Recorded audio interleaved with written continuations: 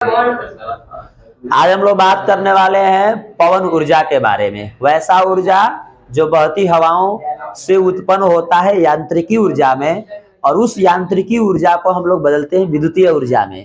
तो इस प्रकार के ऊर्जा को हम बोलते हैं पवन ऊर्जा। यानी आइए हम लोग समझने का प्रयास करते हैं कि पवन चक्की से कैसे ऊर्जा उत्पन्न करते हैं। तो दोस्तों यहाँ पर ध्यान में रखिएगा कि ये एक पवन चक्की मैंने बनाया। यहाँ पर खंबा, ये जो 5 है इसके पंखुड़ी डैना है, ठीक है। पवन चक्की कम से कम पवन चक्की का वेग जो होता है 15 किलोमीटर प्रति घंटा होता है। अगर उससे कम हो जाएगा तो पवन चक्की काम करना बंद कर देगा, ध्यान में रखिएगा।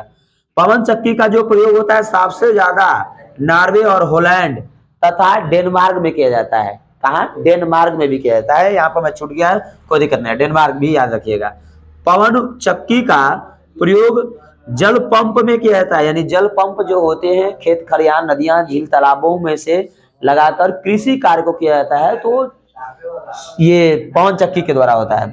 पवन की गतिज ऊर्जा को यांत्रिकी ऊर्जा में विद्युत ऊर्जा में बदला जाता है। यानी पवन की गतिज ऊर्जा को पहले यांत्रिकी ऊर्जा में बदला जाता है, उसके बाद उसी यांत्रिकी ऊर्जा को विद्युत ऊर्जा में बदला जाता है।